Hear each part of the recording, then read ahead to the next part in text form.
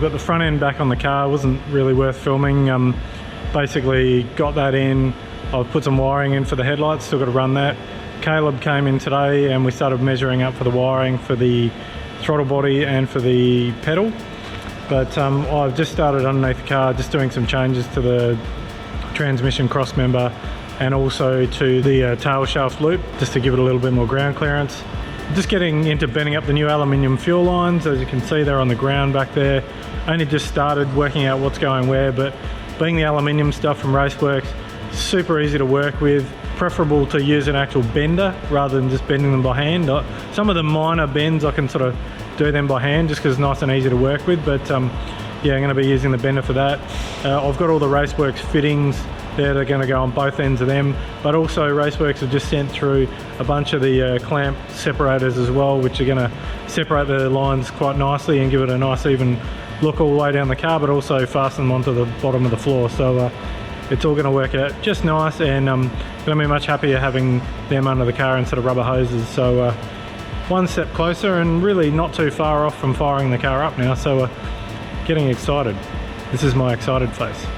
As you know, I'm the monotone guy that does HoonTV. I don't go all waving my hands around and getting excited and shit like that. So monotone Mark, here to stay.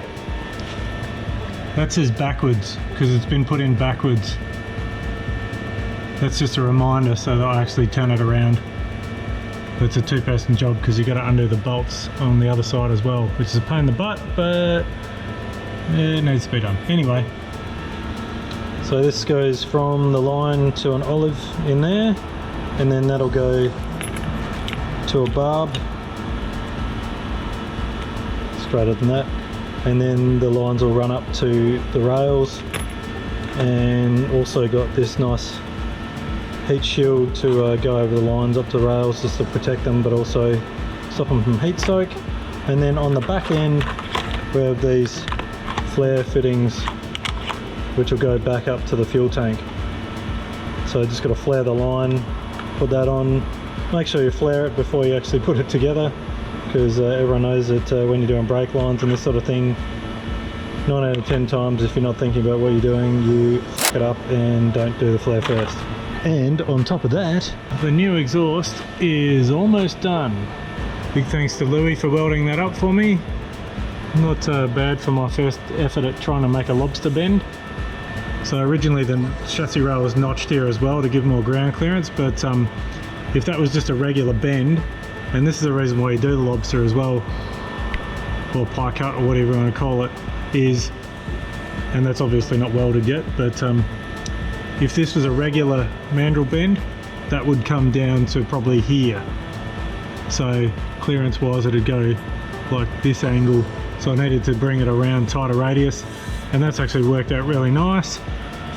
And now I've got tons of clearance between the tyre and that was a problem I had before with these bigger tyres. So the only last bit is just finishing off what comes out the side here. It's just a little bit tight in there, so one more pie cut in there and then bring it out. Don't know if I'm going to go full Street Outlaw style and have it shooting out into the Blue Yonder, but I guess the further you bring it away from the panel, the less chance there are of the flames taking out the paintwork. So yeah, and we definitely want flames. Definitely want flames. And it's a bit dark back here, but for all those people who are like, oh, but is it going to hook up because it's a ute? I think so. It's got some big tyres, a Curry Enterprises sheet metal 40 spline axle 9-inch and ladder bars, so yeah, should hook up. Oh, and also wheelie bars when I need them, so yeah, should be alright. Say hi, Tom. Hi, Tom. Nice Turbo Smart shirt, I like that. Oh, that's nice. Yeah. There's your knees.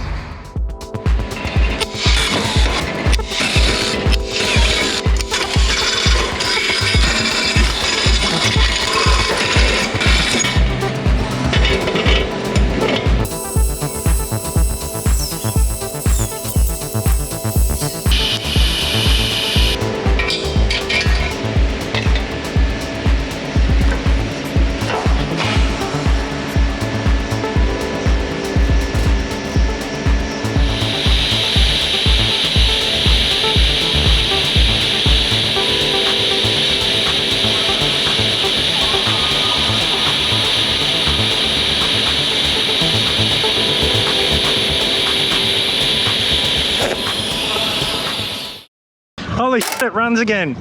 It runs, no leaks, oil pressure, all that sort of good stuff. I haven't filmed anything today because I've been too panicky and nervous about getting everything done, because YouTube's all good and everything, but actually building a car properly, you've got to concentrate on what you're doing, not filming everything. I don't have somebody following me around with the camera. So anyway, Decs is currently setting up the new throttle body and pedal. Pretty noisy.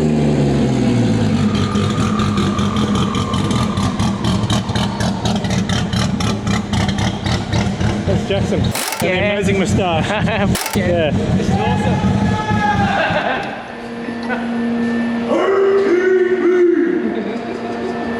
Come on, do it properly. You got to do it to the camera.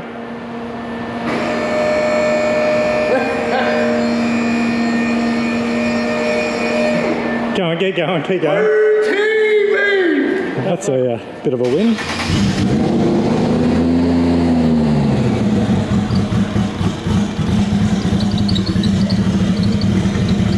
Got a bit of a squeaky belt situation here, but should be alright.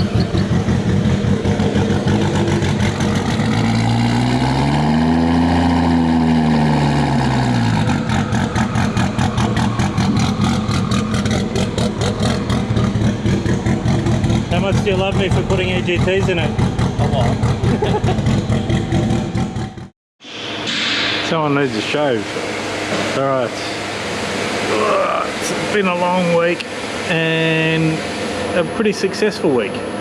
And I'm pretty happy because the car now runs, no leaks, no nothing, just the way I like to do things. I'm not talking myself up or anything like that, but I think when you just take a little bit longer to get things done and you check everything as you're going, make sure everything's done right, don't rush anything, then 9 out of 10 times you're going to come out with everything working properly.